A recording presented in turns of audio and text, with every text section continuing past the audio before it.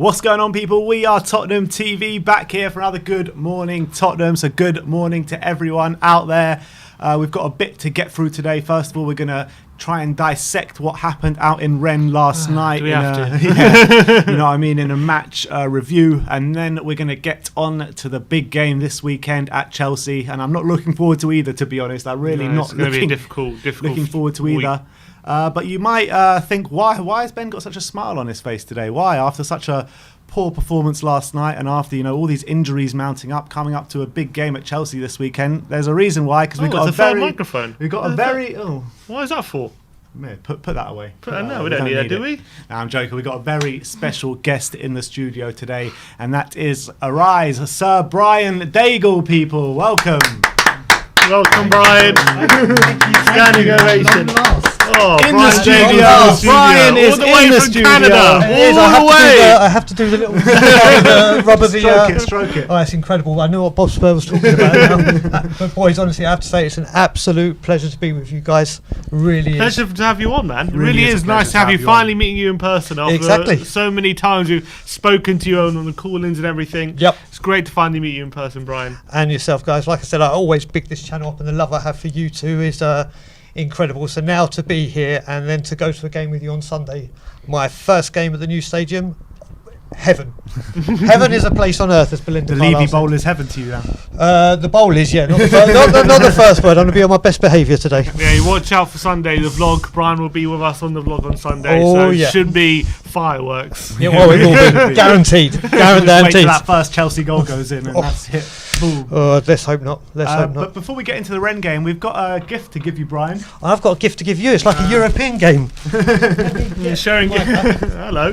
I've got a gift for both of you as well. So first of all, you take yours. I think I know what this is. It's more about what colour have I got. Great! Hey, I've got my We Are Tottenham TV shirt. There you go. We Are Tottenham TV shirt So, for Bryan. As you know, I'm chair or part of the Toronto Spurs board. We do a lot of good work in Toronto, and we have you on the group and all the work you've done and everything. So we have got you one, two, straight from Toronto, and if you open it up, love it.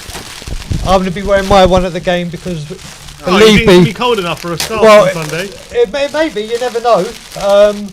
But like I said, at Toronto Spurs, the work you've done with COVID as well, and it's got something else on the back of it as well. Toronto Spurs, Toronto's Blue and White Army are absolutely... What a great scarf, look at that. So us here in Toronto Spurs love everything that you guys have done. So we wanted to get you a special gift, and there you go, boys. Thank you very much. My pleasure. I'm going to do the show with it on as well. There you go. That's what I like to see. Love our Toronto scarves. I love it. I need a scarf as well. I'm actually lacking a scarf. There you go, just before winter comes in. Exactly. I get very cold in the winter. I need a good scarf. Mate, I live in Canada. You don't know what cold, you don't know what cold is. You're probably right about that. Love it. Thank you very much, Bryan. My pleasure, guys. Thank you for my shirt. No, you're welcome. That's what I wear for the Watch Along Wednesday. Brilliant. So we've got a game to talk about last night. After all the kind of nice stuff that's going to happen, we've got to get into some not so nice stuff. Obviously, the game last night. I mean, how did you assess it, Bryan? Because we didn't hear from you on the fan show last night. So give us your take on what happened last night. Shambles. I mean, first of all, we shouldn't have underestimated Rennes. They're a good little outfit.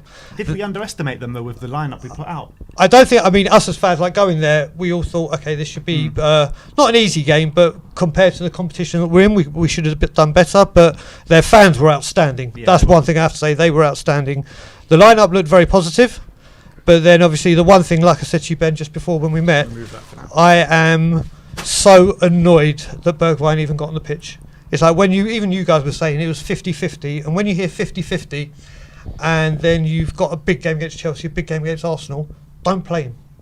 You know, there's another 5 games in this group, you didn't need to risk him, and then that happened, so that really annoyed me. And the other thing that really annoyed me is, in what world do we live in where Harry Kane goes off and Ben Davies gets the captaincy over Pierre-Emile Højbjerg? I just don't understand that part. And Kane, again, and assuming I know we spoke against Crystal Palace, again he went missing. And whether it's service or not, he's our world-class talisman. He's got to start making things happen. So they were the things that really, really annoyed me in the game. Yeah, no, I agree. I think in terms of when it comes to Kane, I thought he had a lot more opportunity in this game than he did against Palace to really affect the game, and he didn't do that, and nowhere near enough to the quality he has. You got to remember, he did go off after 52 minutes, so like, who knows if we would have stayed on the whole game, what would have happened? True. He could have ended with the game of the goal or whatever. But whatever, for the first 50 minutes, he was anonymous again, pretty much, except for when he came deep and, you know, he did get a kind of half assist for the goal, which was a nice pass around the corner. But other than that didn't do anywhere near impacted the game at all. Didn't really do it nowhere near enough, which is a big shame. The only player who did really, you know, you've got Ndombele and Gil who were doing good stuff. You two, I watched the watch along whilst watching the game, and hearing you two talk about Ndombele, and I tweeted you after the goal, he created more in the first 11 minutes than the entire squad has done in 4 Premier League games. He looked sensational. I think it might be the blonde hair. We need to keep his hair blonde because he came on and performed. It was a great performance by him. It was a great performance, but are you worried at all in terms of his work off the ball? I mean, he got beaten quite easily for their first goal. I mean, Ndombele is great on the ball, but he needs to be doing more off the ball as well. He does, but also you got to remember it was his first game back. So he's got, like, we all know this is a problem with him. We've all known it's there, and we need creativity, which he gave. But then he's got to work on that. And after the first game of the season, okay, he did well. But if he's like that against Chelsea, which we'll talk about later, then it's a big problem. A big problem. You start him against Chelsea? I think you have to. I honestly think you have to, because if we don't create anything, Chelsea are just going to walk all over us. And I think we've got to go on the front foot, because if we let them come at us, it'll be trouble. So I think he's got to start. Yeah, and going back to your point that you made earlier about underestimating Rennes. Yep. Like when people were talking about, but you know, we were talking in the pre-match fan show. We were talking to people about, do you start Harry Kane? Who do you start in these games? And I heard loads of people saying like, if you know, what I'll do is I'll start Kane, and once we're 2-0 up, you know, I'll take him off with 20 minutes ago. I'm like, it's not going to happen like that. It's not going to be like that, because Rennes are a decent side. If you start Kane, you have to be prepared to play Kane for 90 minutes. I know we didn't because of the injuries. Yep. But you have to be, in terms of the result, you have to be prepared to play Kane until the game's close, because it's not going to be as easy as just play him and win 2-0. Exactly. This is going to be a difficult game. That's why I didn't want to see those players start in this game, even if it risked the result. I really wanted them fresher for Sunday, and now we're really screwed ourselves, haven't we? Do you know what as well? You can see when Harry Kane went off, to me, it looks like he's checked out. It's like he really, when he's on the bench, he's just that spark. And like you said, he had to come off, because if Son's not ready Sunday, and we have no idea if he is or not, and Kane would have been out, then we're in a huge problem. I mean, just Gil would have been literally just Gil. And Mora, who went off with that injury. I mean, Rennes last night were disgraceful. Yeah. How the ref didn't. And the ref was awful. It was disgusting. That was the worst ref I've seen in a very long time. Exactly. Terrible. He didn't give any yellow cards for anything, despite all the strong challenges that kept injuring our players. The Lucas Moura one was, I mean, how he didn't get a yellow, let alone a red for that one was disgusting. It's just crazy how the ref. And you think in Europe the refs are normally more stricter than what we are when it comes to tackles. And of course Tottenham Hotspur get the game where the referee is as lenient as anything. It always happens like that. It really does. I mean, like in terms of the way Nuno set up the team yesterday, I mean, everyone kind of laid into Nuno how he set up the team against Crystal Palace, right? But the way he set up the team yesterday, I thought the lineup was good. I thought the system was good.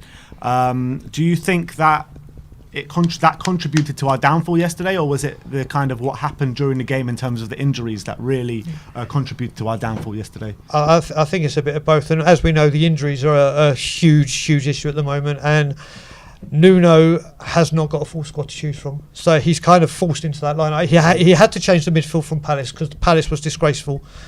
He did, and again, injuries again. I mean, the injury curse is shocking. And then obviously without Sanchez, Lo Celso and Romero, his hand's forced. His hand is forced, in my opinion. I mean, Winks, I think Stelios said at one point he thought that with Winks not starting, he thinks he's going to start Sunday, which is worrying. But his hand is being forced, and until we get these players back, we don't know what's going to happen. I disagree with that, because I don't think Doherty or Davis are going to start on Sunday either. Sorry, I don't think... Well, Winks not starting. Sorry, I don't think it's the case naturally. Just because Winks isn't starting, he's going to start on Sunday. Like I said, that's what Stelios had in his mind. But I can see why I said it. I mean, it's just a natural conclusion to make, isn't it? Exactly. Yeah, but Kane started, you know. But Kane needs to start. If you look at it with Kane, we wanted to get him a couple of goals, get him confident, get some minutes in his legs. He is vital. Winks not so much. So if Winks don't go and play 90 minutes in Rennes, it's fine. With Harry, it's like, do you play him now to try and get minutes in his legs and get him sharp, or do you rest him for risk of injury? And I think it was a bit of both yesterday. Like you said, Tim, when he took him off, he saw Lucas Moura get injured, he saw Bergwijn get injured. He's like, no, not happening. No more. So it was a smart move to make. Had to do it. I think he had to do it. He had to do it. Because, if he risks Kane staying on and getting injured, we would be... I mean, we're already in serious trouble, but we'd literally have no chance whatsoever on Sunday to score a goal. We're literally going for 0-0. But do you think, though, in the last 20 minutes, when we're 2-1 down, we'd conceded 20 minutes to go. I'm not sure if you blame Golini for the goal or not. Some people say maybe he could have done better with the second goal. But we'll go into that in a second. Do you think the team did well to kind of rally in those last 20 minutes to get the equaliser, take control of the game back with a front three of Emerson, Scarlett, and Gil, which doesn't scream like you're got a lot of attacking prowess on the pitch? I think we did rally a bit in those last 15 minutes or so. So it's a bit concerning when your right back is playing forward for your second game. That is just so concerning. But in all honesty, I think we started playing better once Kane was off the pitch. Especially in a 4-3-3, I don't think Kane fits it at all because he slows the game down, which is, don't get me wrong, he is the best at what he does. But if you're playing a 4-3-3, you want it to be fluid, and he stops that. And I honestly think we look more dangerous from the moment he went off. So at the end, like you said, final 20 minutes, Højbjerg once again, my guy, he's just the best thing ever. I idolise that guy. He was class yesterday as well, and I honestly think the final 20 minutes was probably our best period.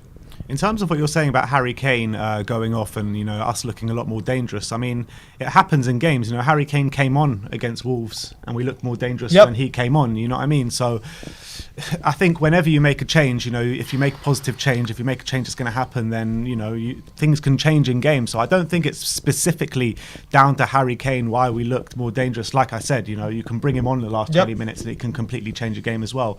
And I think that Harry Kane, he's what kind of a talent he is, one of the best strikers in the world. So it's obviously better with him than without him. And also, people forget, right? People I understand what happened in the summer. He wants to leave, and he hasn't had a great start to the season. That's a given. But I remember a season when he was fully motivated and fully on with the Tottenham project and was desperate to do well for Tottenham, and he went the first 9 games without scoring. Right, he's gone periods. This is nothing new. Like him having bad periods in the seasons. No one questioned back then whether he was committed to Tottenham or anything. But now, if he has a similar period now, they will start questioning that. But it's just I think it's a natural conclusion people will make. Well, this is the thing. As Bob Spurs said, the whole saga in the summer. He's opened himself up to this. The way it's all been handled and everything. The second he has a bad game or he doesn't start firing all cylinders, we're all going to say, well, is he fully committed? Is he showing his... So he's put himself in a situation, or the club, whatever way you want to look at it, his brilliant brother. They've put Harry Kane in a situation where if he has a game, or the last couple of games, even against Palace where he was non-existent, he's opened himself up to this. But I've been saying it all summer throughout this whole Harry Kane saga. I've been saying, even if he loves the club, even if he, feels like he's being forced to leave, I felt like subconsciously you can always not give 100%. Yep. You know what I mean? If you've tried to push out a move, you don't think things are going the right way at Tottenham, maybe he's not thinking it in the front of his mind, but maybe in the back of his mind subconsciously he's not 100% is going in, or he's not playing at 100% kind of thing. Well, you and me in the Harry Kane saga this summer, and I've got to make that donation to Mind, which we'll do later. And yeah, it's just got to the point where it could be a mental block. He is definitely not happy. And if you're not happy, it's going to affect you in ways you don't know. And obviously, he is not... Even when he started the seasons before and doesn't score in August, he looks a lot sharper. And I know he's played in the Euros, he had the extended holiday and all the saga. But there's just something in his body language as well that you can see that's just not right. I wouldn't be happy either if we played how we did against Palace, you know what I mean? I think you know how I'd feel having to have a gentleman's agreement with a certain person. That wouldn't go down too well with me. But yeah, it's not right. And let's just hope. I mean, he turns up in London derbies. Apart from, let's hope he turns up at the one coming Sunday. Yeah. All right. Well, that is our kind of match review. Let's move on to the Chelsea game. Let's move on to the Chelsea game because, a host of injuries coming our way. I mean, what sort of lineup are we going to be playing on the weekend? Like, what sort of front line can we even play? If it's the worst case scenario, Bergwijn out, Lucas out, Son out, what are you thinking? Well, the main thing is hopefully straight away Sanchez and Ramiro come straight back because they come in. I think they fly in tomorrow or tomorrow. And the good thing is, if we do play a back four of, because Tanganga's out, of Emerson, Romero, Sanchez, Reguilon, you got 4 Spanish speakers. The communication is not going to be an issue and try and help Romero through it. So I think, to tell you the truth, right now with Lukaku and the way Chelsea are playing, I think it's vital that our defence is up to standard more than our attack, because if we can always find a goal out of somewhere, but we need to keep a clean sheet. Yeah, and it's not even just our defence, because we need to be defending from the front. Our press needs to be absolutely spot on. We need to be spot on in every single action in the game. We can't have any more of these Trippiers passing it back and it going in. We can't have any of these Vertonghen slipping. We can't have any of these these mishaps that happen against Chelsea way too often in these big games. And when you bring up the kind of form that we're on against Chelsea, look at that. You can see it on screen. 4 losses and 1 draw in the last 5 games. I mean, this is a terrible run we're on against these lot, and this is like the strongest version of them we're going to be facing in the past however long. Oh, without doubt. Thomas Tuchel has done a wonderful job, as much as I hate to say it. And they have what wretched form. It really is. I mean, it's getting as bad as, you remember when we went or you were at the game when we finally broke the curse at the bridge. They've always been our bogey team, but normally at the Lane we give them a game, but the last couple of ones they've walked all over us. And we've scored 1 goal against them in the last 5 games. That's so worrying. It's so worrying. And we don't have an attack this game. I also said, you know what? After the Palace game and the Rennes game, I said at the Rennes game, we need to get a good performance in. So at least when we go into the game Sunday, the atmosphere is buoyant, the crowd will be up. And if this game doesn't start the way we want it to, this could be a very, very hard game and a bad atmosphere in there, and it's not looking good. But I'm more concerned, or I'm happier to hear that hopefully Romero and Sanchez will be there as opposed to what we have up front, because like I said, for me it's vital that the defence is at its full as strong as it can be, because they are going to create havoc. It's going to be very, very difficult, because the way Chelsea are playing in this fluid 3 at the back system, where they seem to always have options wherever on the pitch, whether they got the 2 inside forwards, and then they got 2 wing backs, and then they got Lukaku, and they got 2 centre mids. Always an option, always looking to create something. It's near like every team, even Man City last season when Tuchel was new to the job. Man City was struggling to deal with Chelsea, and now we've got Lukaku through the door. They're doubly as hard to deal with now. They're just a completely different animal now with Lukaku in there. For me, I think we have to go 3 at the back on Sunday. I think we have to. I don't think we have a choice. First of all, because the personnel available, and second of all, to compete with Chelsea, just to be on a level playing field with them. I think we need to have those 3 centre backs and 2 wing backs. Otherwise, they're going to stretch us too much out wide. We're going to get completely overrun. And I think the only way to do it is to do 5-3-2. That's the only way I can see it. Start Romero, Sanchez, Rodon, Emerson, Reguilon, Højbjerg, Skip in the middle, and then Højbjerg, Skip and Ndombele in the middle, with Kane and Gil up front. That's the only way I can see us going into this game if all three players are injured. Do you know what? If I had a choice, that's the team I would pick myself. Dele Alli, as you guys know, I've not been Dele Alli's biggest fan, and alright, he's played a good few games, but last couple of games he's been non-existent. Apart from that incredible sliding challenge he made at Crystal Palace, that was unbelievable. He's just been non-existent, and I think the team you said is exactly what I'll go for. Exactly what I'll go for, because we've got to match them up. Whatever they do, we've got to match them up, because if we try anything else, they will walk all over us. Well, cast your minds back. I think it was 2015 where we came up against Chelsea at White Hart Lane. Pochettino was our manager at the time, and we were on. Nobody gave us a chance in hell. Pochettino wasn't exactly favoured by the fans at that point. I mean, we weren't going that well, and Chelsea were unstoppable at that time. We ended up beating them 5-2 or 5-3 or whatever it was, with Mason and Bentaleb in the middle of the park. I mean, the good old days. We hardly had a team that day. Andros Townsend scored for us that day. Nasser Chadli scored for us that day. I mean, players that didn't really make it at Spurs. But I mean, is there any chance that can happen this weekend? Well, you know defy the odds completely. That you've mentioned one, and I've said it with the Man City game. I actually, for some reason, think we're going to win, and it's not because of those seeds. You mentioned that game, but also if you go a couple of years later, when Conte was flying and they were on 13 game up straight wins, Dele Alli got 2 goals, and we beat them again. So for some reason, when we play Chelsea and they're flying at home, we seem to get the better of them. So I'm hoping under Sarri we ended their unbeaten run as well when Son scored that goal. That's from the halfway line. Yeah. We seem like that's a great one as well. We seem to do something to Chelsea when they are flying, and that's, as I was speaking to you before, Simon, I'm very superstitious when it comes to these kind of games, and I'm just praying that it happens, especially that I'm going to be there. My first game. But I think even if we had a fully fit squad, we would need a miracle. Yeah. Squad we have. It's like we're going to not just need a miracle. We need some sort of divine intervention. Exactly. But what I'm saying about that 5-3 game is that 5-3 game changed everything for us that season. It changed completely everything for us. And do you think that if we have a victory this weekend against Chelsea, it can have the same kind of effect? I mean, we're not as far. That was like halfway through the season.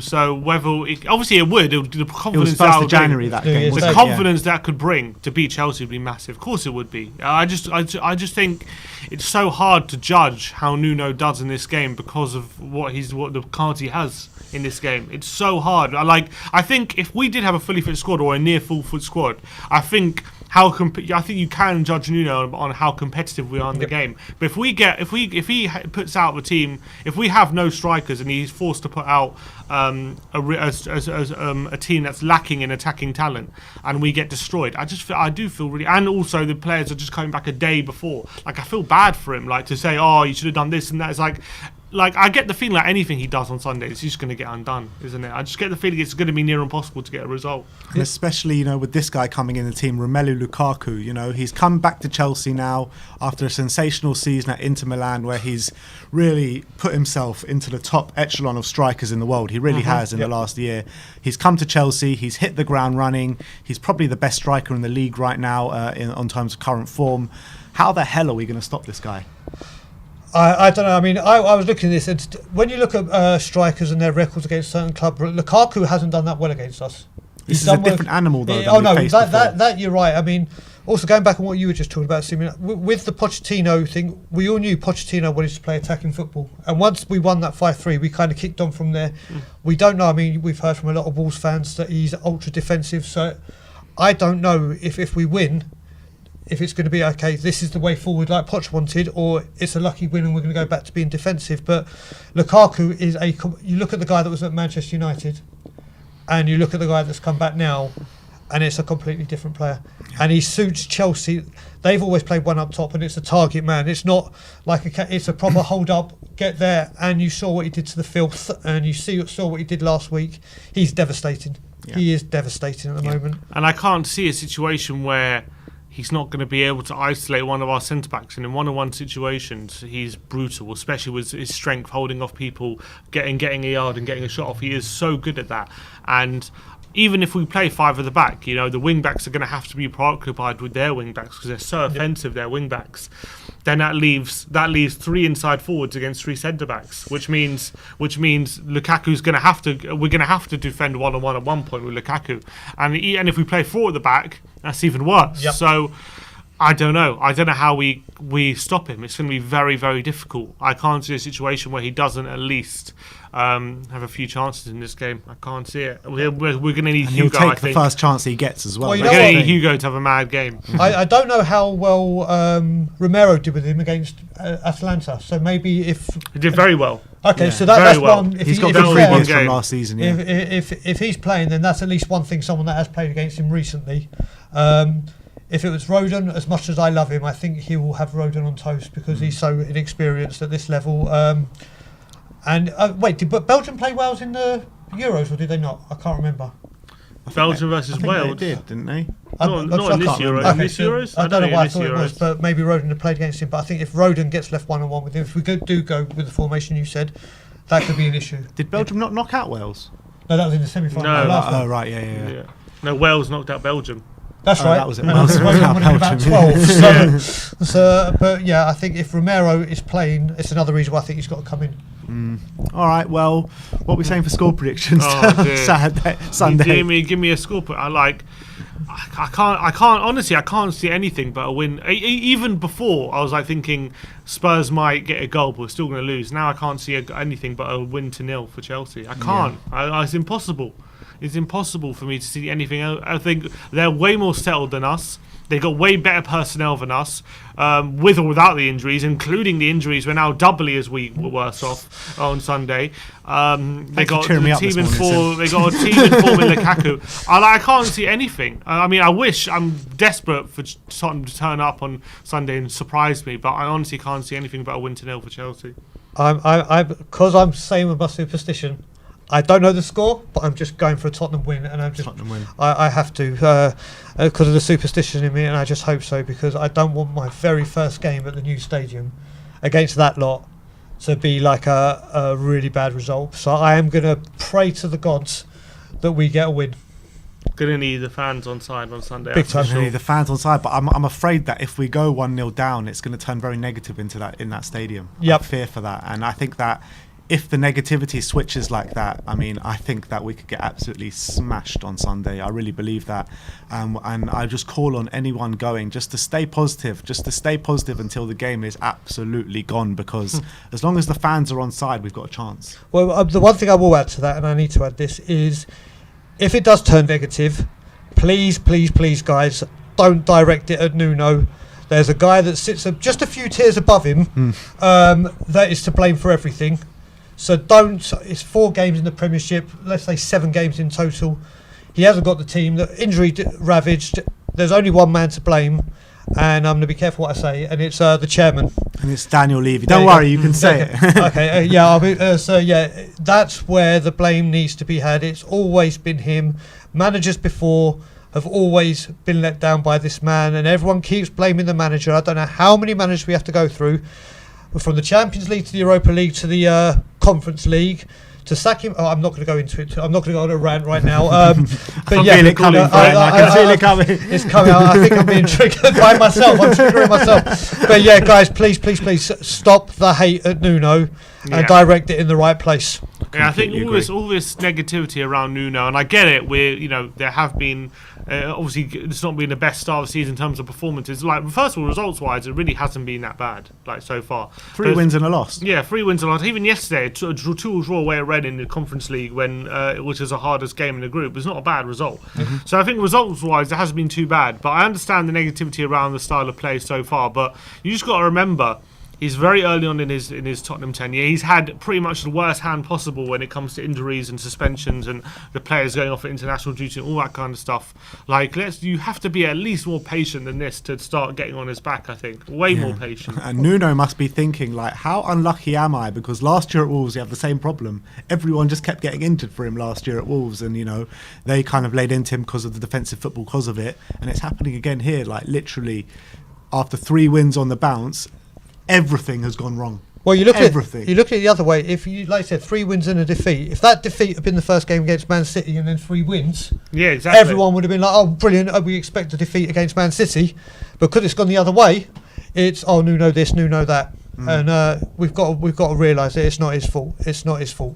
Yeah, right. That's the thing. So Sim's going for a loss. I mean, did you give the score prediction? 2-0 Chelsea. 2-0, yeah, that's what I'm going for. Okay, so I'm going to say a win. I just can't predict. Do you know what? Let's be bold. Let's say I'm going to say 3-1. 3-1. Wow. I'm going to be ultra positive for a change. All right. 3-1 Tottenham. All right, so that is our match preview for the Chelsea game this weekend. I believe there are a few super chats to get through. Do you want to read them? So, from Bob Spur TV. Go on, Bob. The man. My want to be the first one to send a chat in with Daigle there. We've not won a game since you've got to the UK. Piss off back. Big love, brother. I love that man. He's always picking on me. He's always piss off, Bob. There are quite a few here to get through. Nasser M. Al-Qadi says, sending much love to you, free from sunny Qatar. Come on, you Spurs. Big up to you, Nasser. What else is there then? Again, Nasser says, against Chelsea, just starting him could change the tactics of Chelsea to keep defenders on him. That would take some pressure off from Son Bergwijn. I'm not sure, maybe he's talking about Kane, maybe. potentially. Scott Young says, I'll be watching this game from behind the couch. I'll be watching it crouched behind my seat. That's what I'm going to be watching. That's it, I guess, for now. All right, we have got some guests to bring on. If you don't know, the link is in the community section for all members right now. If you want to come on and have your say on the game last night or on the game on Sunday or anything Tottenham related or any questions we have for our special guests, do call in. But the first guest we're going to go to today is the legend himself, the Wakaz. How's it going, Wakaz? Oh, can't hear him. Wakaz, can you hear us? There you go. Can you guys hear me? We can hear you. How you doing, my loud friend? and clear, my friend.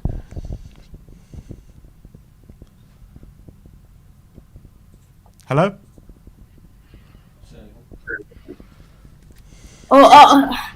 It's been lagging. Sorry, guys. Lagging? Can you guys hear me good now? Yeah, we can hear you. It's not lagging on our end. You look great. Don't worry.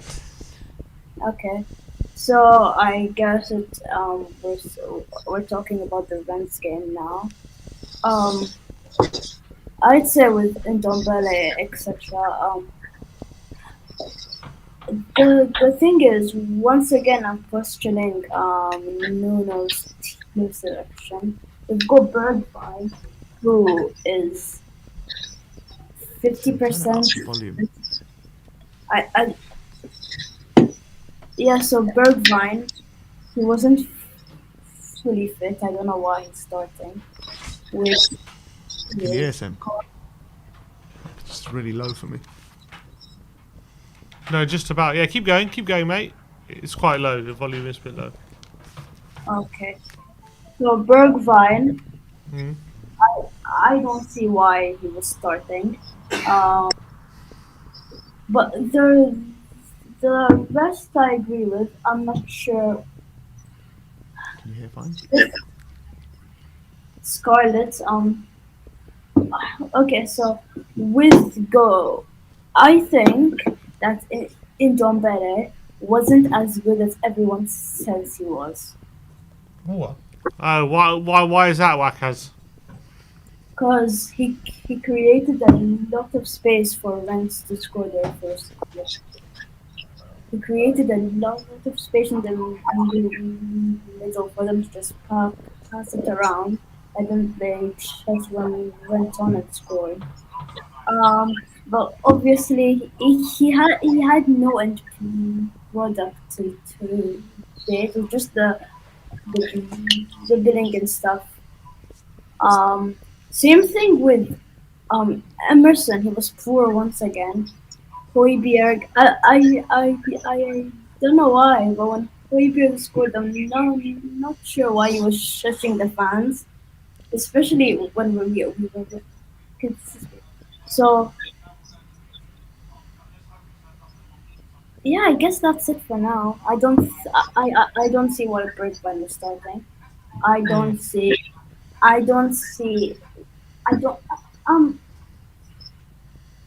Emerson was disappointing.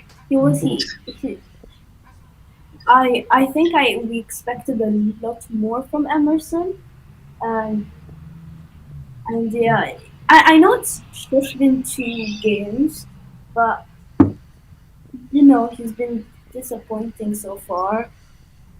I think that who's playing for and who's playing good. Højbjerg, as soon as he came on, instant impact. Did he come on after the Rennes goal, or he came before? Before they took the lead, or after? I'm not quite sure. But yeah, he scored. I think he also assisted one of the goals. No. But yeah, I guess that's it for now. All right. What's your prediction for Sunday, Wakaz? Are you looking forward to it? No. You and us both, mate. You and Yeah, us both. What's your score prediction? 3-0 Chelsea. Oh boy. Oh wow. Oh boy. Really not positive. Really not positive.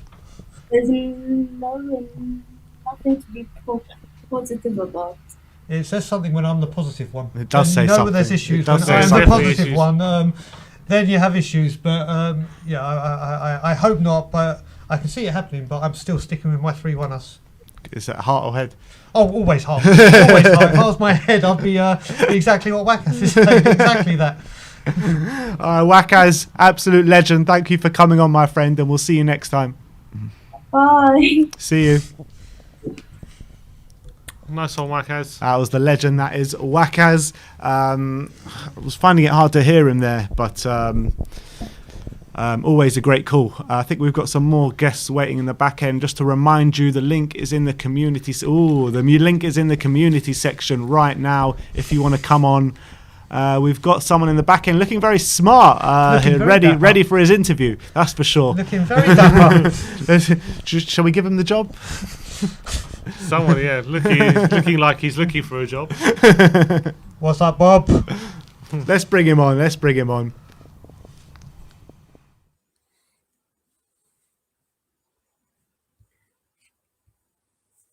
Can't hear you guys.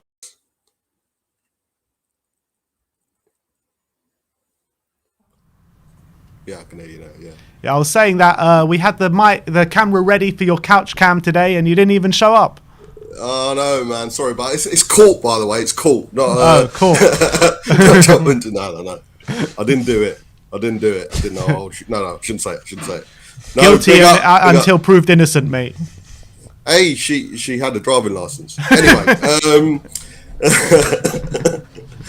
I love this guy. I've noticed something. When someone says something a bit edgy on your show, Ben always looks at Sim. He always looks at Sim and says, "Is that allowed? We're going to get demonetised." Brilliant. Dangle, how are you enjoying it, mate? I'm good, bro. I must admit, when you sent me the message, even this morning, I was saying to Ben, I've got a funny feeling you're just winding me up and you're going to be here. I know. But all I have to say is I totally get it, Bob. I totally get it. Oh, without a doubt, I get it, brother. But you good? Yeah, all good. Just been watching you and working at the same time. Yeah. Nuno seems to be getting a bit of flack this morning. Yeah, and what do you think about that? Do you think he's coming under a bit too much flack at the moment? I think we just need to differentiate. That's my favourite word. We're allowed to question some of Nuno's decisions, but it doesn't necessarily mean Nuno out. You know, I had a little bit of a toing and froing on Twitter this morning. I said, look, I don't care if you've been at the club for 2 days or 2 decades. If I feel as a fan of 40 years that something is my manager has got something wrong, I'm allowed to question it. It doesn't mean that I want him out the door. Yeah. You know, I still ask the questions. Why were there so many changes against Palace? I'm allowed to ask that when quite clearly we could have just made the 2. That's by me asking that of a manager of my football club's manager. Isn't me saying no, get the fuck out of here. Is me asking what do you reckon? What do we reckon was the reason for him doing so? And I think there's a lot of people we've got the element who say, oh, the jumping on the bandwagon, Nuno out, negativeness. But I'd say that it's gone the other way as well. There's a lot of people who want to jump onto the don't be so negative bandwagon, if you know what I mean. Because I questioned it, a lot of people are coming out saying, oh, you've been so negative. No, that's just a bandwagon you're jumping on. There seems to be a bandwagon to jump on now to call people negative, even if they ask a question. I think we need to stand back and look at it. Yesterday, of course, injuries have gone against him, and of course that's going to make a difference against Chelsea. We know that. We're not stupid. When I say we, every fan. But I don't think anyone shouldn't be allowed to ask a question or seek justification of some of the decisions that he's made, which, let's be honest, have been a bit iffy at times. Do you think yesterday he made any decisions that you didn't agree with? Mate, let's all be honest. When the first 11 was announced, we all thought it was brilliant. We finally said, certainly there's some people, I mentioned Stel, and I know he's been one of Nuno's biggest critics, but even when the first 11 was announced yesterday, we were like, you know what, fair dues. You know, as long as he plays the people in the right position, and we had a team who should be the likes of Rennes, but the question was yesterday was the mentality. After the first 20 minutes, we went into our shell again, didn't we? We started playing that negative football that we saw under Jose. And again, we've got every right to ask the question, why is that happening? Is it a manager, or is it something that's within, unfortunately? You know, we talk about the DNA. Is our DNA right now? That we do go into our shells after a positive start? Is that a DNA that we need to come out of now? I think someone mentioned it. Do we need to unfootball ourselves the way we've been playing over the last since the end of Poch days? Do we need to get out of that? Is it a club thing? Is it a club DNA that we're in at the moment, that we are playing that afraid, the afraid feeling of being positive? Because we've not seen full out attacking. The last time I saw us play full out attacking football was Everton away in the FA Cup. Yeah. When we played without any shackles, let's just go for it. And I believe Lucas was probably Lucas's first proper, full out game when he played the number 10 role. That's the last time I've seen us playing full out attacking, who gives a shit football. We've had a couple of 5-0s, 4-0s in a Palace, of course, but and maybe we just need to get out of this circle as a club of just going into our shells, and that's bigger than the manager, I believe. Completely agree. But what is it? What is it about this team? Not just this year, last year, the year before. Why are we keep reverting into this shell? I mean, I don't understand it. It just happens every single game. Every single game, it happens. And the managers are claiming it's not their fault. They're telling the team to attack. Well, Jose was last year. I mean, the personnel on the pitch, especially yesterday, was a team ready to attack, with the tools ready to attack Rennes. I mean, what is it about this team that they keep reverting into their shell? I don't want to mention his name because Dable's in the studio, but we all know where it is. It's right. It's right from the top, man. If the board needs to show ambition.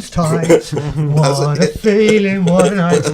So I'd be singing that on Sunday. That just sums it up. That's what Bob's trying to say, basically. It's a negativeness from the board, from the lack of ambition. We're never going to buy a Van Dijk or Alisson, but you know what?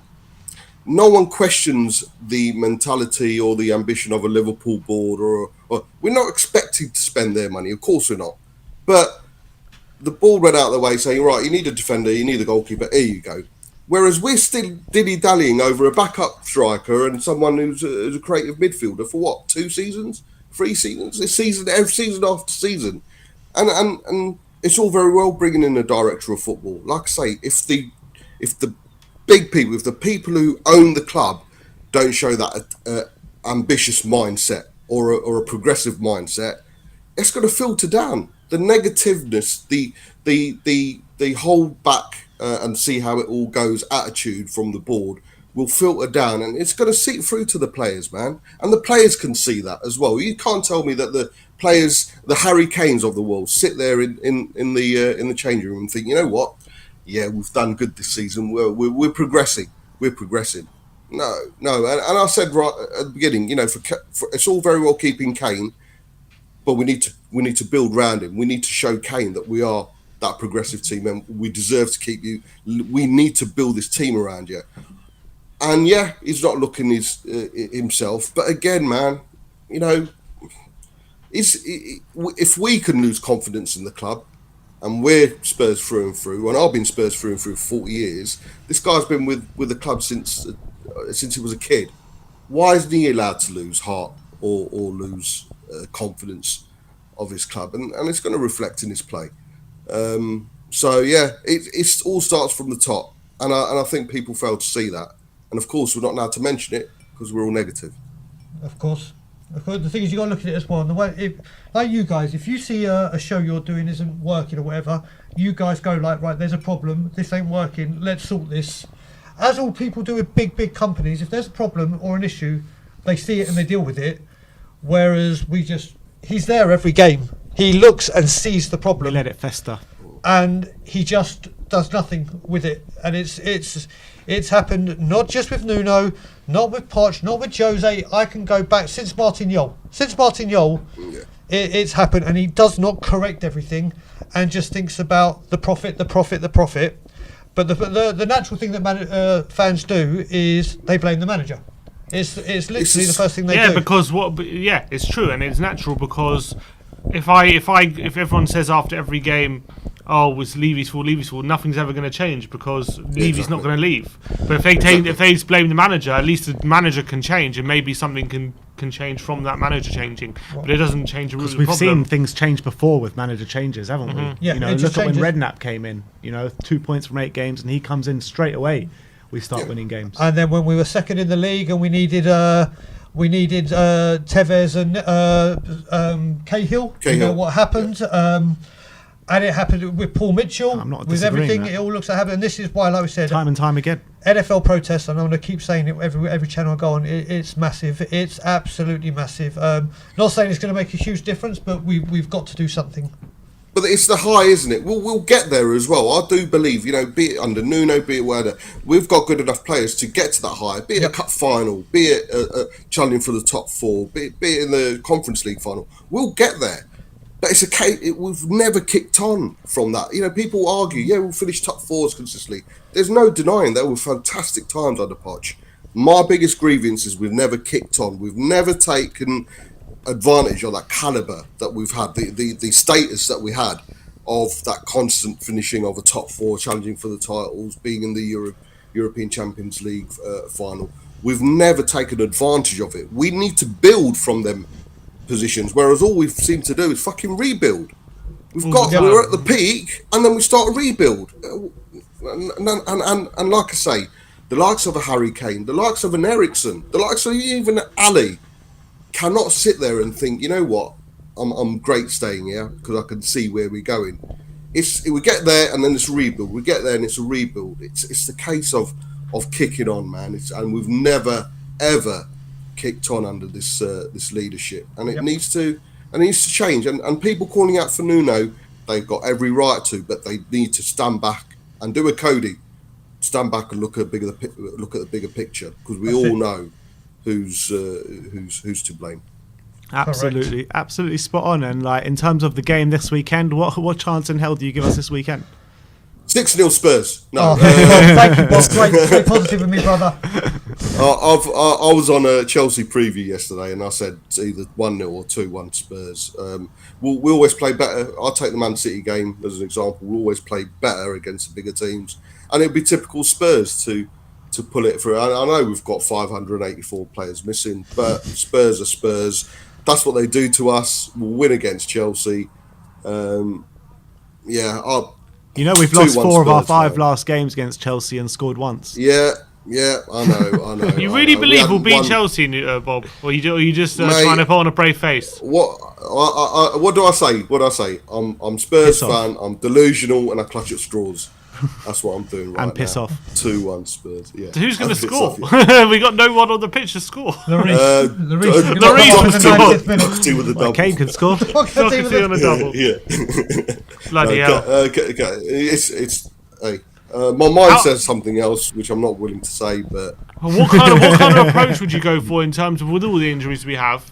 Do you go with all the injuries we have? What kind of approach do you go for? Do you go for a 5 at the back? Do you put Dele in the front 3? What do you think a team's going to look like on Sunday with all the injuries?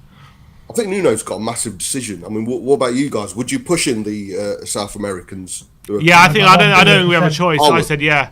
We have to. We have to. Yeah, 100%. And then there's a lot of people wanting to go as a back 3. That's what I said. I think 5-3-2. 5-3-2 is the formation we have to go with. You know what, as well, Bob? If we don't play them, you've got to think, what the hell have they been doing in Croatia, and what has the trainers been doing out there? If they're not match fit and they've been training by themselves 10 days in Croatia, and they come back and they're not ready, then it's questions really need to be asked. And hopefully Lo Celso, hopefully he can be a bit of creativity as well. If we can't get, as we know, we won't get 90 out of Ndombele. So whether he starts Lo Celso and then brings Ndombele, it just depends what way you do it. But if those two don't start, I'll be very, very concerned at the back. If we are going to play a 5-3-2, who would your 3 in the middle be? You've only got one choice, haven't you? What, Skip, Højbjerg and Ali? I thought you meant the 3 at the back. No, in the middle, midfield. Start with Ndombele. definitely. Would he definitely start for you? For me, yeah. I mean, we need that little bit. I mean, I've not been his biggest fan, but more because of his mentality. But he showed something last night. It wasn't hard. He was good. He wasn't so shit within a shit bunch. So he did show something, and he can do stuff with the football that no other Spurs player can do at the moment. So for me, he plays. Obviously, we need Højbjerg in there. The question is, do we play with 2 in the pivot with 3 at the back? Do we play with the two holding midfielders with Lo Celso back? Where does Ali play? Kane obviously plays. Do we give Hill another 90 minutes? That's going to be the question. But Højbjerg and Dembele for me play. Obviously, we've got the wide sorted out with the hopefully more attacking Emerson and Reguilon. Then it's a case of who we play around Kane up front. Yeah, and it has to be Gil. I think it just has to be Gil. Yeah, that's what I mean. I'm still holding hope that Son's going to be fit. I'm just holding that. There's a chance, man. Even if Son's fit, fit, Man United. Can you imagine? Remember before Man United? Oh, yeah, he's not fit. He's definitely not fit. Yeah, bang. Yeah. Well, if Son is fit, I kind of would still stick that formation and put Son and Kane up front. Yeah, I agree. I would put 3 at the back with the 2 attacking wing backs, and then the 3 in midfield. I think I'd probably have Højbjerg, Skip and Ndombele in that 3. Yeah. That's what I would do. Or maybe even Højbjerg, Ali and Ndombele. I don't know, one of the 2. For me, it all depends if Lucas is fit. Because if Lucas is fit, at least he's going to run back and give you 100%. If he's not, then I don't know if I would go with Lo Celso over Ndombele just because he'll work. It's a fair point. And then bring Ndombele on at the end of the game, or 60 minutes in, so he comes Lo on. Celso is true. Lo Celso's not a bad. Yeah, I just think if we've got 3 at the back, Ben, I don't know if we'd need a Højbjerg and a Skip. That's a good point. I feel against Chelsea, I think we do, mate. I think we do.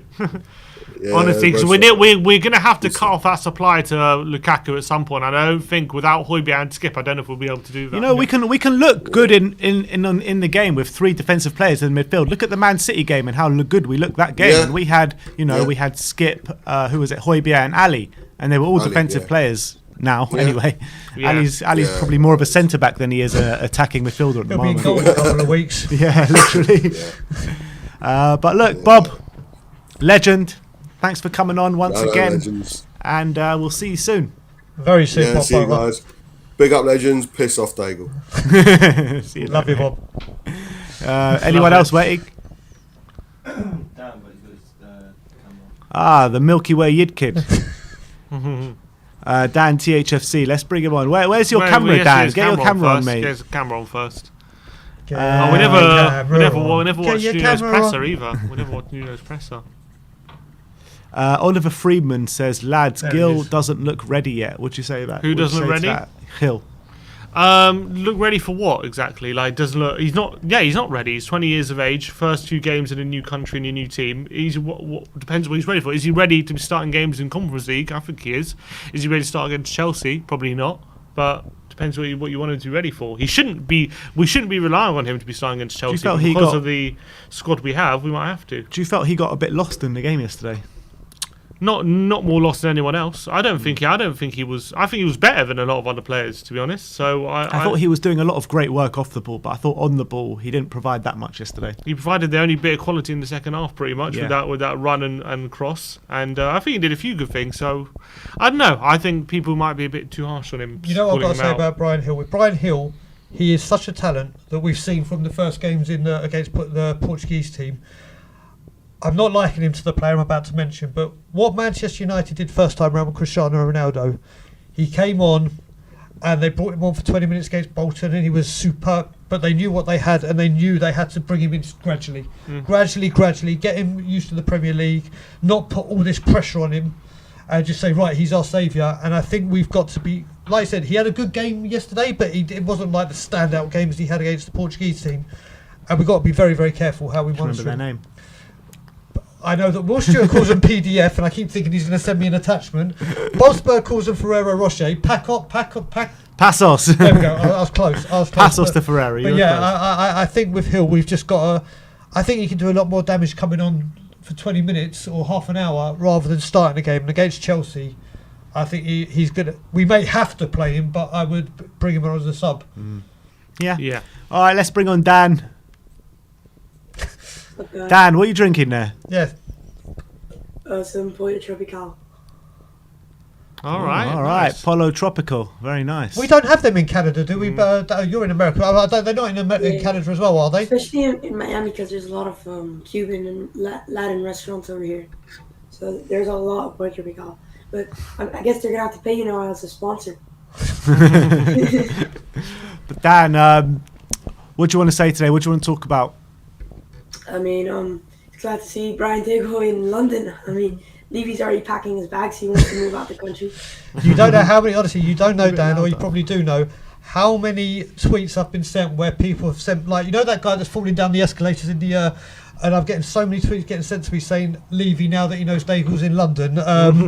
So yeah, I mean, I'm very much looking forward to Sunday for that reason. But Dan, it's always a pleasure. As you know, I'm always on your show and you do a lot with Tottenham on tour.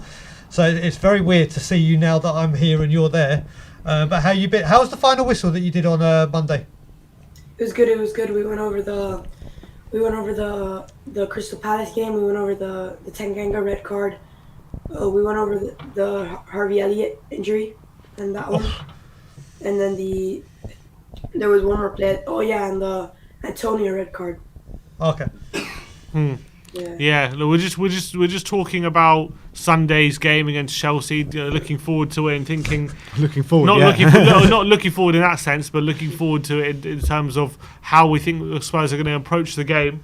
What do we think about how Spurs are going to line up on Sunday? So I think it's going to be pretty similar because we don't have too many options. That's the thing. So I think it's going to be pretty similar to Crystal Palace. Hopefully we don't go with the three center defensive mids. You don't think we should go with that? No, definitely not. Why not? At least show that you're going for the game.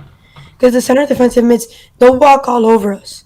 Harry Winks isn't even good at defending, so it's not even like he's a great defending mid. And we have three great defending mids. It's two that are decent at defending. And then Harry Winks that just stands there and look at the people run past him.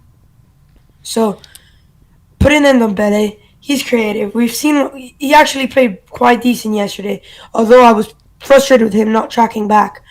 I don't expect Ndombele to be tracking back and making last-ditch tackles.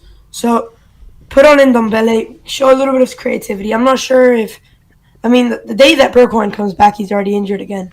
So, I mean, Lucas Moura is also injured. We barely have any wingers. I don't even know if Sonny's going to be back.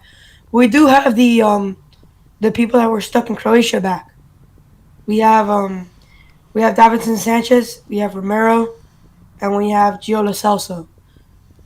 So I want to see Romero in that starting lineup, maybe with Joe Rodon, Emerson right back, Reguilon left back, Højbjerg, Skip, and Ndombele in the middle.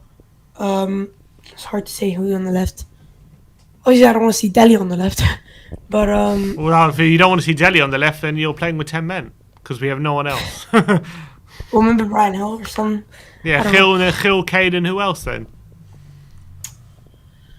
Oh, yeah, you're struggling. honestly, I know you're struggling. Whilst you're thinking of that, Dan, I have to ask you: would you honestly pick Rodon ahead of Davinson Sanchez? Because for me, Davinson Sanchez is vital for us right now. I am a fan of his. He's been superb the first 3 games, and I think, in all honesty, he would be my number 1 defender, centre-back, that goes on the team sheet, alongside Romero. But Davinson Sanchez, I think, is vital for us, especially with Dyer out as well. Yeah, look, here's my thing with that. I said it yesterday when I was on here as well. They might have been training in Croatia. They might be fit, but I don't think they're match fit. So I think we should try and put on as least amount of players from the ones that were stuck in Croatia as we can. Obviously, we have like 1 center back left. We have no other options. Sanganga's on a red. Eric Dyer's injured. So obviously, we're gonna have Davinson Sanchez on the bench. Let's say if another one of them gets injured, which would just be a catastrophe. But there's always a chance with Tottenham. I think we should try put at least the least amount of them on that we possibly can. So that's why I think Romero is the right fit for this one, because honestly, I think he's really disappointed with what he did in going to that game. And I think either he's going to come on, get a red card, or he's going to come on and have a great performance. Do you think? Would you maybe think about going 3 at the back on Sunday? 3 at the back. Oh, it's a good thought, but I'm not sure because Do we have enough forwards to play 3 up top? I don't know if we do. I just don't think we have enough forwards. We don't know yet, do well, we? When does Nuno do his press conference to give us an injury update? Well, he does it today, but whether he might have done an embargo run from last night, so we're not sure whether he will we have. still don't know anything about Dyer, do we? This has been like the longest wait for to find out what his injury is. We just the Sonny one. Brian, remember, it's Sonny is not well. We are going to wait for a statement from the club. Where's the statement? Statement's coming today, Dan. Statement's coming today in the press conference, hopefully. Let's hope so. More lies from the club.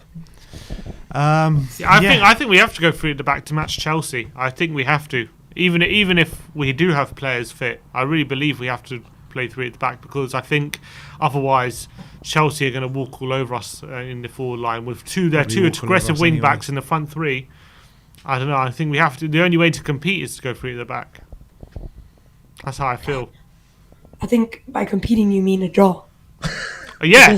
I'll break my toe for a draw right now. You know what I mean? You break your toe? I'll break my toe. Not even a draw, just a chance to get a draw. The chance of a potential draw. Honestly, because I think we got no chance at the match thing stand. What's your score prediction, Dan, for the weekend? 2-0 to Chelsea. Oh my God, it's only me and Bob Spur that are going for the win. Come on, boys. And Bob said that he didn't even want to give his true thoughts, so it's just you. Yeah, it's just me. Fine, look, if we win, I'm going to be happy. If we lose, I'm going to go mad, and it's going to be an occasion for everyone to see. So either way, it's going to be good. Yeah, but Dan, absolute legend. Pleasure as always, my friend. We'll see you soon. Thanks for having me on. Come on, Thanks, see you, my friend. Is there anyone else? Oh, yeah, we never watched the press conference. Oh, you want to watch a press conference? Yeah, let's see what Nuno had to say. It's only 4 I minutes haven't long. even seen it. So let's see it. Let's do it. Have we got it? Yeah, I need to change. Oh, you got your headphones in? Yeah. Yeah. All right, we're going to play the press conference for the last segment of the live stream. So let's get into it. Not a very long one. Nuno batting away questions for 4 minutes. Was not perfect. I think we started well the game. The match we started very well in possession, finding good lines. We score. Then we lost a little bit of control.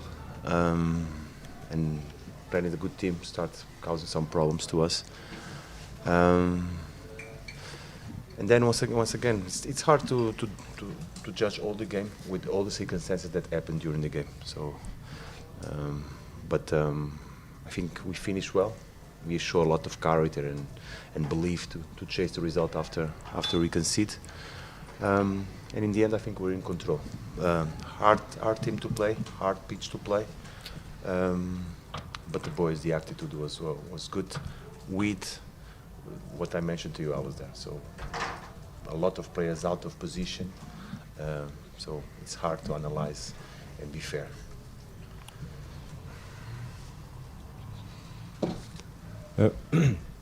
Donc, coach, qu'avez-vous pensé de la performance de vos joueurs ce soir? Mais écoutez, ça n'a pas été vraiment un jeu parfait. Cependant, on a réussi à marquer. Anyone got French subtitles? On a été globalement en contrôle du match. Mais bon, l'autre équipe a quand même su nous poser pas mal de problèmes. C'était vraiment difficile de jouer cette équipe et c'est pas globalement facile de juger tout le match. Pas mal de nos joueurs ont joué dans des postes dans lesquels ils ne jouent pas. When a press conference is 4 minutes and this question is like 3 minutes 50. In English, there's a few words. What do you think of it? Du joli jeu, on a joué avec le cœur. They can. Et au final, on a tout de même été en contrôle, je pense. Mais voilà, mais je pense que mes gars ont tout de même bien joué. Voilà. Jonathan? You lost 2 players again to injury. Can you say how they're feeling? Painful. It feels painful. It feels really bad. Do you think that was fixed for Sunday? Is it too early to say? Oh, and then Jonathan Gil starts speaking. He doesn't even answer the question. Even they are being now taken care of the medical department, but it's been tough. It's been tough. Je voulais savoir, vous avez perdu 2 joueurs sur blessure ce soir. Oh, he's translating Nuno's answers. Est-ce que vous pensez qu'ils pourront être peut-être de retour dimanche? Non, vraiment, ça fait mal.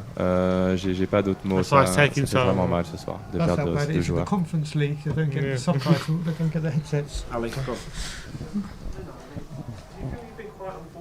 Since the international break, obviously you've lost players to break, you've lost players to injuries, it doesn't seem to have gone your way. It's been terrible. I must be honest, let's not hide behind nothing.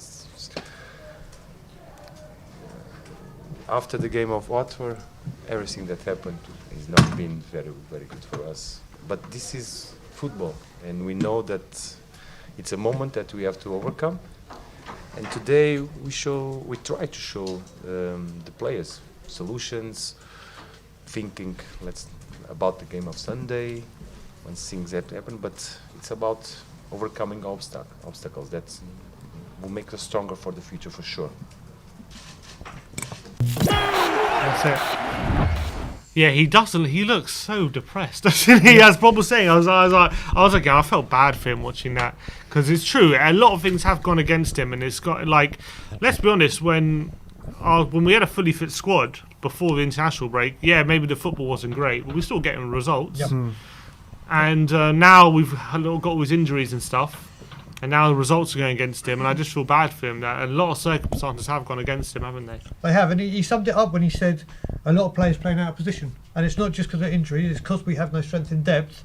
And as you said, when we were winning and top of the league with Jose, everyone's happy, but the second it went wonky against Liverpool, everyone, Jose, and it's happening again. And Nuno, I don't like a lot of his press conferences. I really don't. There's just something about him, like you said, he looks depressed. I would be as well, but there's just no strength in depth, and it's coming back to bite us yet again. And that hurts us so early on in the season as well, though.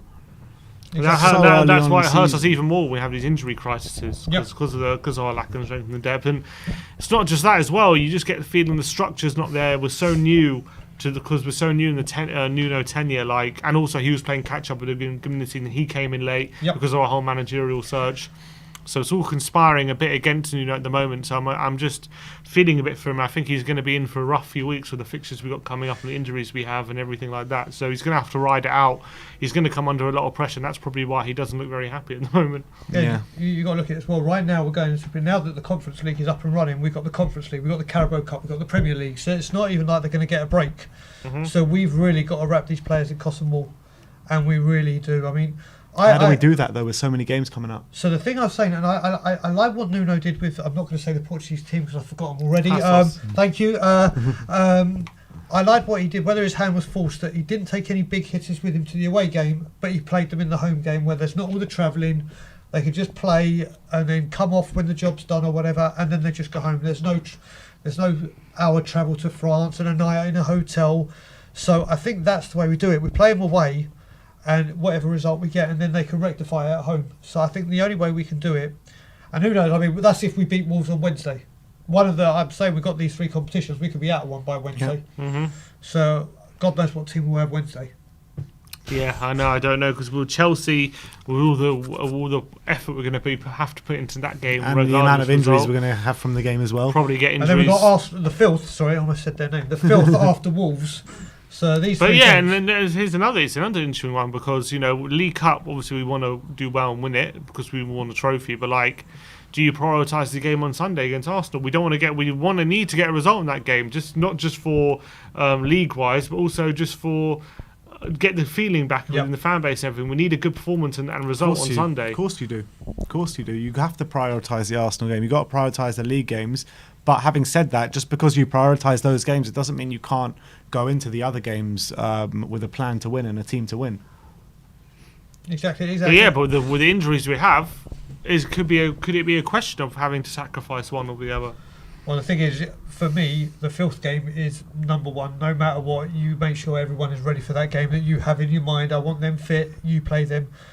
Wolves is going to be another hard game, and people are saying, do we need to sacrifice one cup to? And I don't want us to sacrifice anything, because for us, we have to win a trophy, no matter what trophy it is. Well, we might have to sacrifice the League Cup though. With Wolves are a great. I think my point is to beat Wolves who have had a really impressive start of the season. We're going to need our full team. I think we're going to need our full team to win that game. And again, we're not going to have our full team to win it. But is not playing our full team, is that considered a sacrifice in the tournament? Yeah, it is, because if you're not playing, if my opinion is, when I'm looking at that game, if Wolves, I think, are going to take it seriously, because I think they're going to want to also go do well in the cup. If they're going to play their full team, if we don't play our full team, I don't think we go through. So for me, not playing our full team is sacrificing it. Agreed, completely. Is that what else is the definition of sacrificing? It depends. It depends how much of a weakened team you play. In my opinion, it's not just about playing a weakened team. It's about how much of a weakened team you play and how many changes you're actually going to make. Because let's be honest, Harry Kane, he's going to play all 3 games, isn't he? He's going to play every single game. We've got no options up front, so that's obviously one world-class player in there. So it depends how he mix and matches it. If we play Doherty and Davis, we're going to lose the game. Yeah, and Wings. Well, again, you mentioned Harry Kane. Forget Wings. When we play Wings tonight, if we play Doherty and Davis at fullback against Adama Traore, we will lose the game. Yep. Yeah. Okay, but can we play Emerson and Reguilon in all 3 games? Because we need to play them all 3 games. It's really, with Harry Kane, and I've said it for a few years now, he is overplayed and undervalued by our board, because he literally does not get a break, and this just shows it. We spent, and a lot of Spurs fans saying that he's not looking like he's checked out, he's not ready, and he's having to play every single game again. I think all these players should be able to play Chelsea, Wolves and Arsenal, and then get rests in the following midweeks in the following Europa Conference League games, because Mura at home, we should be able to play a second string side and beat them. We should be able to. And also against Vitesse Arnhem as well, we should be able to play a second string side and beat them. So in my opinion, I would like to see us go full strength against in the Wolves game, in the Arsenal game and in the Chelsea game, and then start resting players when the next Conference League rounds come up. So with the injury crisis as it is, you've got to think, can I risk it? I mean, if we see Son back, that may be something that they can alternate in the Wolves game between Son and Kane up front. But if he's not back, even give Scarlett a go. Do you know what? I really want to see Dane Scarlett. But against Wolves, I'd start him. But it's pointless. It's pointless at the moment playing Dane Scarlett unless we have a proper supply to him. Because at the moment, we've lack of creativity. He goes completely vanishing in games. And not only him, any player we play up there is vanishing in games. Harry Kane is vanishing. And so what's Dane Scarlett supposed to do? It's true. And the thing is, Højbjerg's playing all 3 games regardless, because that man's just a Terminator. I swear, you cut him open and he's a machine. But they should all be able to play all 3 games. You know what I mean? They're professional footballers, training week in, week out. Nuno's supposed to have worked on their fitness massively. They were playing these kind of games under Jose Mourinho when their fitness was not even at top notch. Now we got Nuno, and our fitness is actually like the first and foremost thing he's thinking about. They should be able to play these three games and then start to get rests in the Conference League, in my opinion. Well, hopefully the 3 South Americans will play all 3. They should be the fittest, ready to go after their 10 or however long this break has been that they've had the 10 days in Croatia and whatever. So I think Lo Celso will start Wolves for sure. I think Davinson, for me, like I've said before after the Watford game, I said if you look at the 3 games that have just gone, I would have said Davinson Sanchez was the best centre back in the league for those 3 games. Not entirely but for the first 3 games he was immense, and hopefully he'll come back like that. And then we'll have to see. Who knows? Dyer could be back. We've got no idea. Although I must say, Dyer's one does not look good. No. It don't look good. None of them look good. Lucas's didn't look good last night either. I mean, the Bergwijn aggravating an injury. Yeah. I mean, the Bergwijn one to me is just stupid. It was stupid. It was very stupid. It was very stupid. Yeah, we've got a super chat here from Mintu Lee saying, Bryan Gil! Oh, Mintu Lee, thank with you a so few much. Emojis there. So I don't think she's holding a grudge from when you... from when you threw me under the bus. When you threw me under the bus for putting him in a timeout. That was so expertly done. Bryan, what have you done? Mintu Lee, as you know. Nobody puts Mintu Lee in a timeout. Come on. You know when you sound like in Dirty Dancing, no one puts baby in the corner. That's what you just sounded like. But yeah, I just saw them saying it, and whenever I see it, because obviously when I do the watch logs, I just see, when they plant all the links to watch the games, and I just see, if I see loads of things go on, I'm like, block or timeout, and then I saw the name, I was like, what have I done? And then I got thrown under the bus. So Mintu Lee, love ya, but it won't happen again, trust me. I double check the names every time now. Anything else, guys? I think that's all for now. All right, so that is Good Morning Tottenham. Bryan Gil's debut in the studio. So everyone show him some love in the comments. Thank you, Bryan, for coming on. Thank you for coming back to London, first of all. Great to have you in the studio, Bryan. It's been a pleasure. This is something from the moment that I became a member and started coming on. I always say when I come to England, I'm going to make sure I see you guys.